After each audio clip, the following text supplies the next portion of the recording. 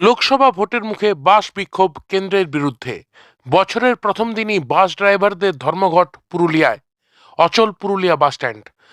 সাধারণ মানুষ চরম দুর্ভোগের শিকার। পরিবার নিয়ে যাত্রীরা বাস স্ট্যান্ডে এসে নাকাল হয়ে ফিরে যেতে বাধ্য হন। সম্প্রতি সংসদে কেন্দ্র বেশ কিছু আইন সংশোধন করেছে। তার মধ্যে একটি হলো, দুর্ঘটনায় কোনো মৃত্যু হলে সংশ্লিষ্ট গাড়ির চালকের সাজা হতে পারে 10 বছরের জেল, হতে পারে 5 লক্ষ টাকা জরিমানা। এরই প্রতিবাদে চালকদের ধর্মঘট। সরকারি বাস পরিষেবা কিছুক্ষণের জন্য বন্ধ থাকলেও পরে তা স্বাভাবিক হয়। অবশ্য দুটি সরকারি গাড়ির চলাচল বাতিল করা হয়। ধর্মঘটকারীদের দাবি, যতদিন না এই আইন বাতিল হচ্ছে ততদিন এই ধর্মঘট চলবে। আজকে এখনো আপাতত স্বাভাবিক আছে। স্বাভাবিক আছে। ওই আপনার ওই 8টার থেকে 9:50 পর্যন্ত অবরোধ ছিল আর কি। তারপরে পুলিশের হস্তক্ষেপে অবরোধ উঠে যায়। মানে কি কারণ কি? কারণ ওই যে ড্রাইভারদের কি একটা আইন হয়েছে, তার জন্য ওরা ড্রাইভাররা সব এক হয়ে ড্রাইভারদেরকে বাধা দিচ্ছে গাড়ি চালানোর জন্য। আপনাদের এখানে কি কটা গাড়ি বেরিয়েছে? আমাদের গাড়ি যথারীতি সব গাড়ি চলেছে, দুটো গাড়ি ওরা আটকে গেছে। আচ্ছা, কোন কোন গাড়ি আটকে? পুরুলিয়া ফারাক্কা আর দুর্গাপুর বলরামপুর। আমার নাম সুদামাই মাঝি।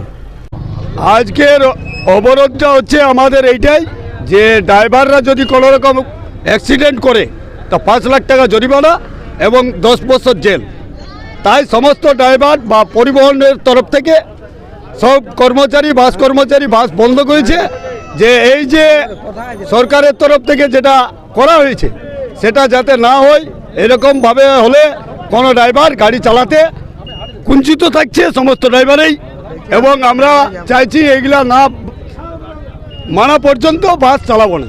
আইন যদি উঠাই নেয় তাহলে আমরা এখনই বললে এখন থেকে গাড়ি স্টার্টিং করে দেবো। হ্যাঁ, এখন অনির্দিষ্ট কালের জন্য এখন মোটামুটি বন্ধ আছে। কি নাম আপনার?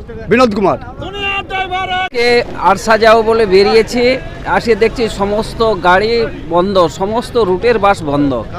এই সরকারের সিদ্ধান্তের জন্য একদিকে যেমন বাস চালক এবং কর্মচারীরা হয়রানি হচ্ছে, তারা নাজেহাল হচ্ছে, এবং সাধারণ বাস যাত্রীরা, সাধারণ মানুষ আজকে নাকাল হচ্ছে। আজকে বছরের প্রথম দিন যখন মানুষ সকলে ব্যস্ত, বিভিন্ন জায়গায় যাওয়ার জন্য প্রস্তুত বেরিয়েছে রাস্তায়, তখন তাদের উপরে এইরকম একটা নতুন করে আক্রমণ হচ্ছে। এ অত্যন্ত নক্কারজনক এবং দুঃখজনক। এই সরকারও অবিলম্বে পদত্যাগ করা উচিত।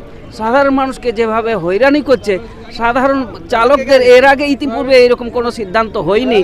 এই যা সিদ্ধান্ত নিচ্ছে, এটা অত্যন্ত বাস কর্মচারীদের উপর, তাদের উপরে একটা খড়গ নিয়ে এসেছে। তাদের ঘর সংসার, বউ বাচ্চা কাছে আছে, সৎভাবে তারা যখন বাঁচার চেষ্টা করছে, তাদের উপর একটা মারাত্মক আঘাত এসছে বলে এইটা। আমার নাম রঙ্গলাল কুমার।